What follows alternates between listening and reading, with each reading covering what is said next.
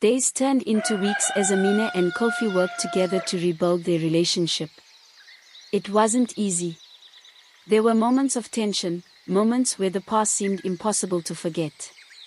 But Amina had made a choice to try, to understand, and to move forward with Kofi. Slowly, they began to talk more openly, sharing pieces of themselves that had remained hidden for far too long. Kofi was more patient than she had ever known him to be. He would sit with her for hours, explaining his life, his choices, and the reason he had hidden his wealth. He spoke of how he had come from a family of great fortune, but how, from a young age, he had wanted to live a life free from the expectations that came with it.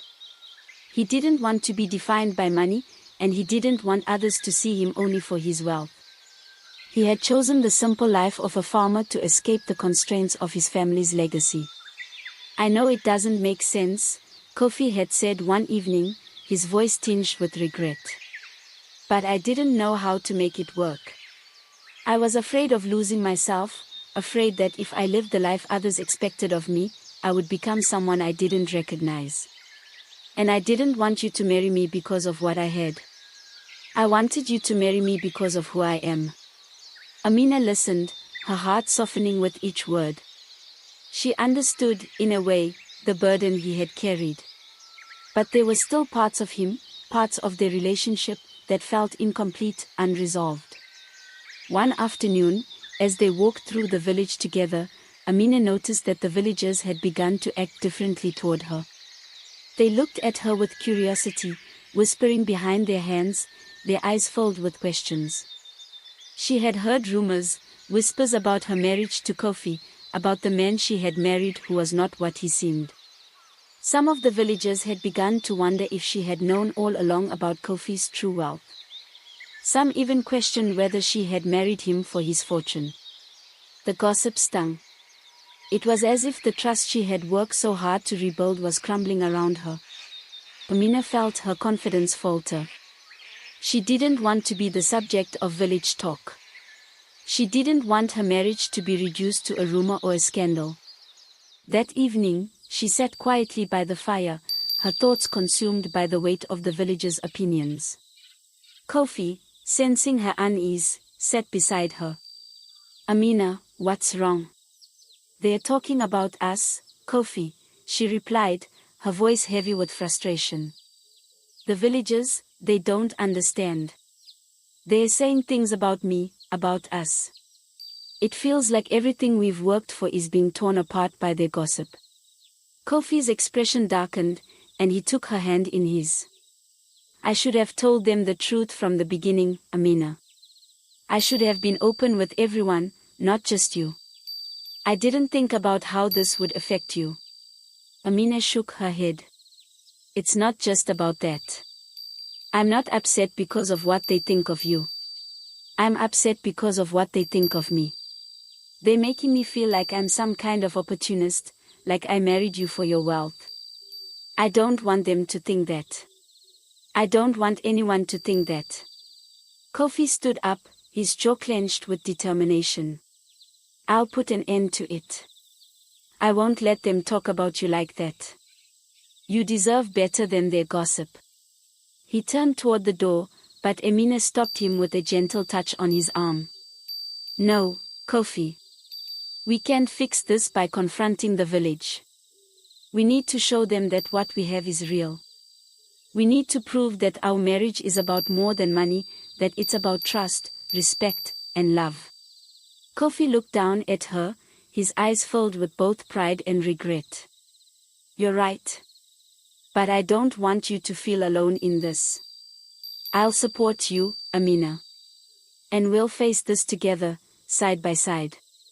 The following day, Amina made a decision. She would meet with the village elders, those who had arranged her marriage and who had witnessed her union with Kofi. She knew the only way to stop the rumors was to confront them directly, to clear the air and make her intentions known. She asked Kofi to accompany her, but he hesitated. "Are you sure about this, Amina? It won't be easy. I have to do this, Kofi. For us. For me." And so, the two of them walked together to the village center, where the elders gathered each week. The villagers watched in silence as Amina and Kofi approached the group of respected elders sitting under the great baobab tree. The air was thick with anticipation, and the village felt smaller, more suffocating than ever before. Chief Olufemi, the village leader, stood up as they approached, his eyes filled with a mixture of respect and curiosity. "Amina, Kofi, what brings you here today?" Amina took a deep breath, her voice steady but filled with emotion. "I come to speak the truth. I've heard the rumors, and I can no longer remain silent. My marriage to Kofi is not about money. It is not about status.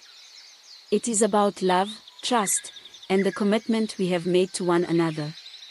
I married him because of who he is, not what he has. And I want everyone here to understand that." The villagers listened in silence, and for the first time in what felt like forever, Amina felt like she was being heard. She continued, her heart open and vulnerable. "I know many of you are surprised by the truth about Kofi's wealth. But that wealth does not define who he is, nor does it define our marriage. We are building a life together, and I ask for your understanding, your support, and your respect as we move forward." Kofi stepped forward, his voice strong and clear.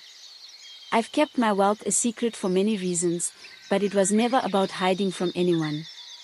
It was about living a life I could be proud of, one that wasn't defined by material things.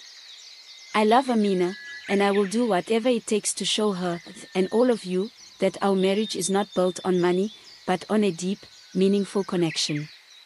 The silence that followed was heavy, but slowly, one by one, the elders nodded. Chief Olufemi, his face thoughtful, stepped forward. "Thank you, Amina, Kofi, for sharing your truth with us. We have heard your words, and we believe in your commitment to each other. We know that love is not something that can be measured by wealth. Your honesty is commendable, and we trust that you will continue to build a life that brings honor to your marriage and to our village." As Amina and Kofi left the gathering, Amina felt a sense of relief wash over her. The village had finally heard her. The rumors would no longer control her life. Together, she and Kofi had taken the first step toward healing the wounds caused by secrecy. But Amina knew that this was only the beginning. There were still many challenges ahead, challenges that would test the strength of their love and the foundation of their marriage. But for the first time in a long while, she felt hopeful. They had faced the truth together, and in doing so, they had built something stronger than the lies that had once threatened to tear them apart. The village, after hearing Amina and Kofi's truth, seemed to settle into a quiet calm. The whispers of gossip slowly died down as the elders' approval gave the villagers reason to accept the young couple's story. Life continued as it had before, or so Amina thought. But beneath the surface, something was brewing. Though the village had heard their truth, there were still some who could not let go of the idea that Kofi's wealth could have been used to manipulate Amina's feelings. And even more troubling, there were some who believed that the two of them had only come together because of the riches Kofi secretly possessed. These thoughts festered in the minds of the more skeptical villagers, and soon, a new wave of suspicion began to rise, fueled by jealousy and doubt. Amina felt it most in the way the women in the village treated her. They no longer greeted her with the same warmth, no longer invited her to the gatherings or work parties where they had once shared laughter. Instead, there was distance, a coldness that wasn't easily explained. One afternoon, while Amina was at the market, she overheard two women gossiping as they sold their goods. They spoke in hushed tones, but their words cut through her like a blade. "Amina thinks she's so special now. She married a rich man, but who knows what Kofi really wants from her? Exactly. What kind of woman doesn't know her husband is hiding millions? She must have known all along." Amina's heart dropped. She couldn't bear the thought that the village still saw her as someone who had used Kofi for his wealth. She felt trapped by their judgments, by the constant whispers that followed her everywhere she went. Later that evening, as Amina sat alone in their hut, Kofi returned from his long day of tending to the fields. He noticed the tension in the air immediately. "What's wrong, Amina?" he asked, sitting down beside her. Amina didn't speak right away, her eyes fixed on her hands, clasped tightly in her lap. She knew she had to tell him what she had overheard, but part of her hesitated. She didn't want to worry him, didn't want to burden him with the way the villagers were treating her. But it was eating away at her. "I overheard something today," she said quietly, finally meeting his gaze. "The women at the market, they're talking about me. They don't believe that I married you for the right reasons. They think I married you because of your wealth." Kofi's face darkened. He reached out, gently taking her hands in his. "Amina, you know that isn't true. You know why we're together. And they don't know you, not like I do. They don't know the love we share." "I know," Amina said, her voice breaking. "But it's hard, Kofi. Every day, I feel like the village is turning against me. It's like no matter how hard we try, they'll never see us for what we really are." Kofi was silent for a long time, his gaze thoughtful. Finally, he spoke, his voice steady and calm. "Amina, I can change the way people think, but I can change the way I show my love for you. If they won't accept us, we don't need their approval. What matters is that I'm here for you, and you're here for me." Amina felt a rush of emotions at his words. She wanted to believe him, wanted to believe that together they could rise above the judgment of others. But the doubt gnawed at her. What if things didn't improve? What if they could never escape the shadow of Kofi's secret wealth? The next few days were filled with the weight of that uncertainty. Kofi, ever determined to support her, made efforts to involve himself in more village activities, hoping that his presence and actions would show the villagers that he was no different than the men who worked beside him. But the whispers didn't stop. If anything, they grew louder. Then, one evening, a storm rolled into the village. The winds howled, and the rain came down in sheets. It was the kind of storm that made the earth shake, and the sky was dark with thunder and lightning. Amina, trying to calm her thoughts, stood by the window, looking out at the raging storm. Just as the rain began to subside, a knock came at the door. Kofi stood up to answer it, but when he opened the door, he was met with a man from the village, a man Amina had not seen before, someone new. "Amina, Kofi," the man said in a low, grave tone, "I'm from the city. I have news about Kofi's family. It's urgent. There's something you need to know." Amina's heart skipped a beat. Kofi's face froze, his eyes narrowing in recognition. "What news?"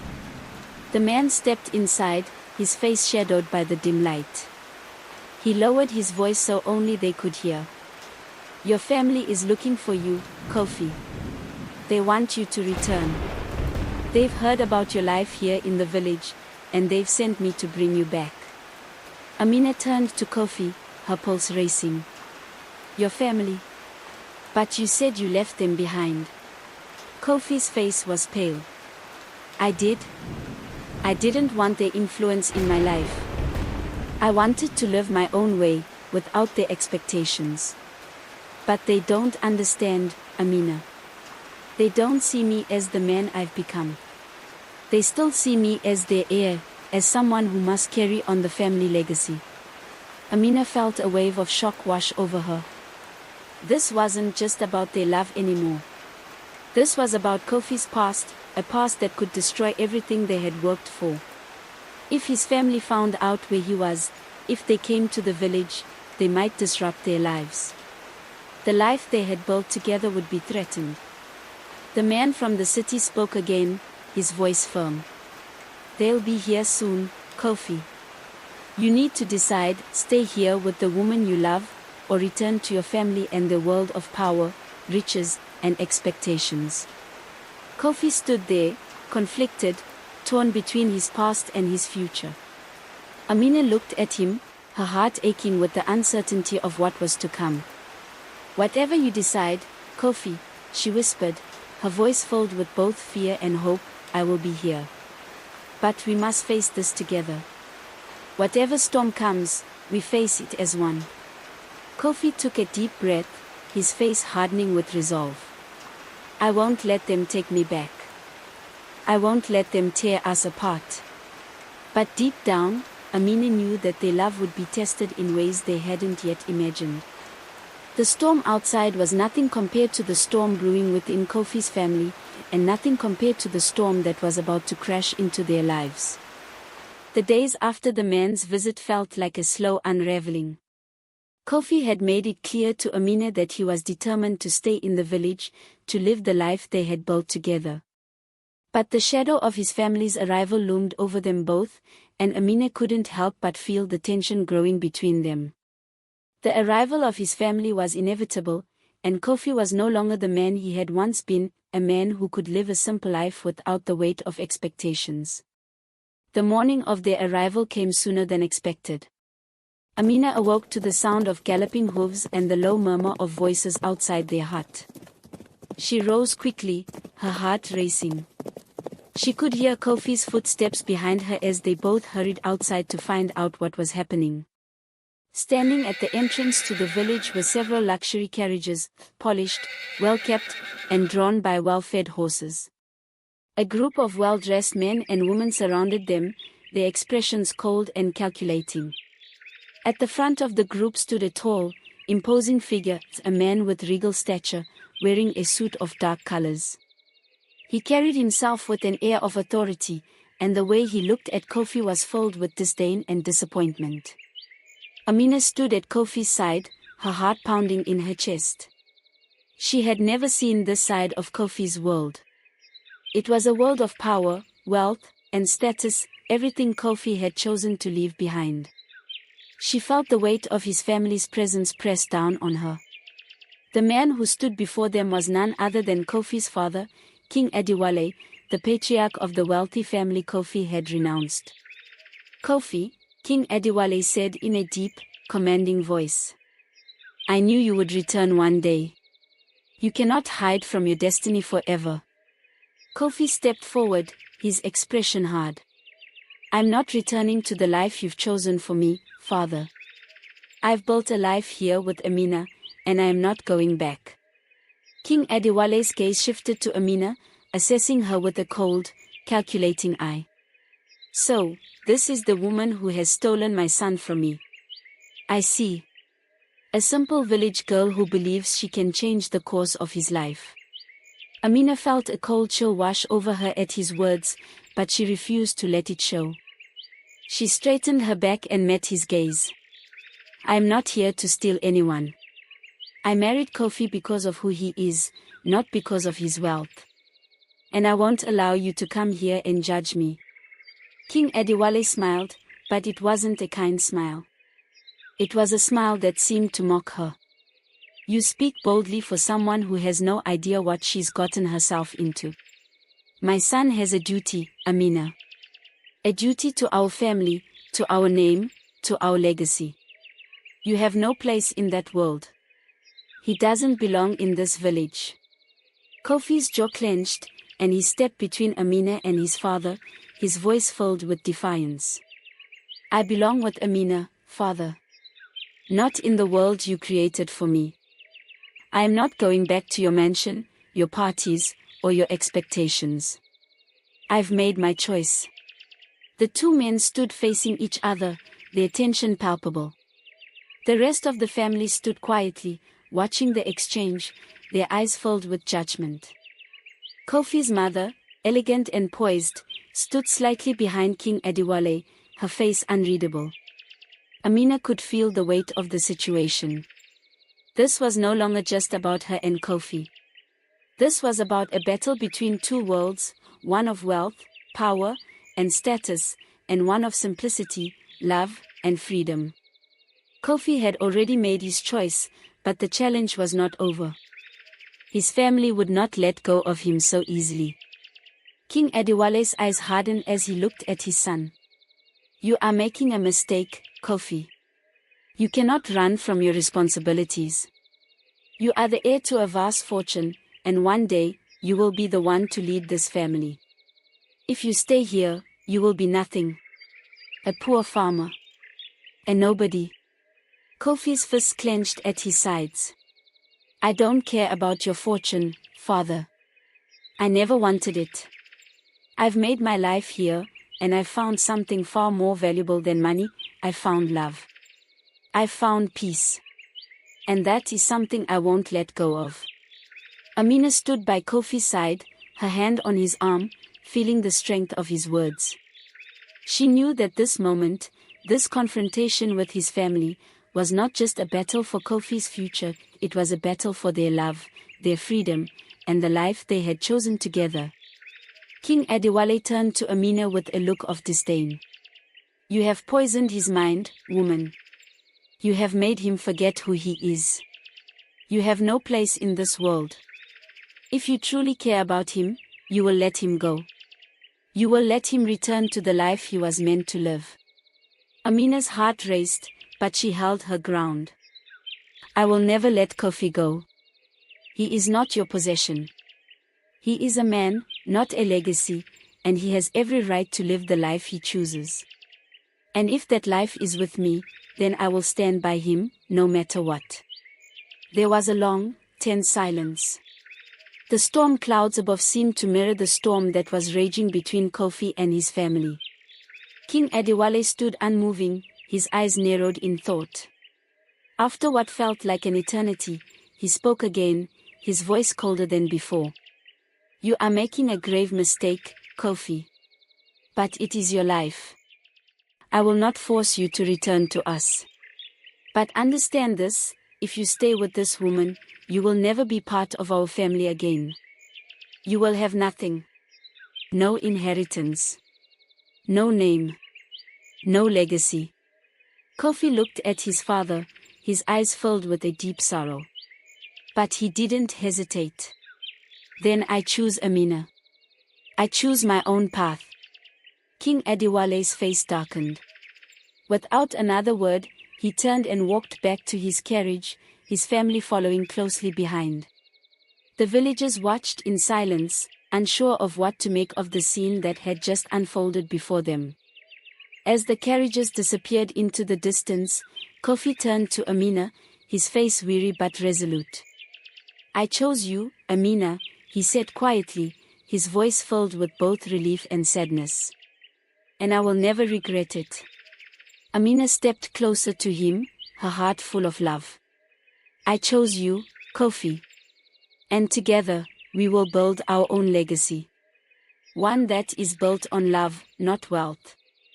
The storm had passed, but the true test of their love had only just begun. Kofi had made his choice, but now, they would have to live with the consequences. Would they be able to withstand the pressure from his family and the judgment of the world? Or would the weight of the past prove too much to overcome? The days that followed Kofi's decision were filled with change. The villagers, who had once whispered in doubt, now began to treat him with a new respect. There was a quiet understanding that Kofi had made a choice that few could imagine, to walk away from wealth and legacy in pursuit of love and freedom. Amina stood by his side through it all, her heart swelling with pride for the man he had become. But life, as always, had its challenges. As the weeks went by, the tension between Kofi and his family remained unresolved. They sent letters, trying to convince him to return to his place in the world of wealth and influence. But Kofi had made up his mind. His love for Amina, his life in the village, and the simplicity they had built together were worth more than any fortune or title. One evening, as the sun began to set and the warm hues of twilight bathed their little hut, Amina and Kofi sat together by the fire. They were no longer the people they had once been, torn by secrets, caught in the expectations of others. They had fought for their love, for the life they wanted to build, and in doing so, had found something deeper, something real. Amina, Kofi said softly, his voice filled with gratitude, I never imagined this life would be possible. When I walked away from everything, I didn't know if I could find peace. But with you, I found something that's worth more than anything I could have inherited." Amina smiled, her heart full. "And I never imagined I could love someone so deeply. You've shown me that true wealth isn't found in gold or riches. It's found in the love we share and the life we choose to build together." Kofi reached for her hand, his eyes filled with determination. "We've proven that we don't need anyone's approval to be happy. We don't need to live by anyone else's standards. Our love is our legacy." The wind gently rustled the leaves outside, and the sound of the village fading into the distance reminded them that they had everything they needed in each other. The village was slowly changing, too. People began to see the value in the choices Kofi and Amina had made, and some even started to admire the strength of their love. As the days turned to months, the family continued to send letters, but Kofi and Amina never wavered. They built a life that was truly their own. Kofi began to teach the villagers about sustainable farming practices, sharing his knowledge, and Amina became known for her kindness and wisdom. Together, they brought a sense of unity and hope to the village, showing everyone that true success wasn't measured by wealth, but by the connections we make and the love we share. Years passed, and the couple's love story became a legend in the village. The story of the man who gave up everything for love, and the woman who stood by his side, taught others that wealth could not buy happiness or fulfillment. The greatest treasure in life was the one thing that no one could take away: love. True wealth doesn't lie in material possessions or the titles we hold. The greatest treasure in life is love, loyalty, and the courage to choose your own path, even when it seems difficult or uncertain. When we live authentically, follow our hearts, and build relationships founded on trust and respect, we create the life that truly brings us happiness. If you enjoyed this story and believe in the power of love and following your heart, don't forget to like, share, and subscribe to our channel for more inspiring African folktales. Comment below with your thoughts. Have you ever had to choose love over material wealth? We'd love to hear your story. Stay tuned for our next episode, and remember, the most valuable things in life can't be bought.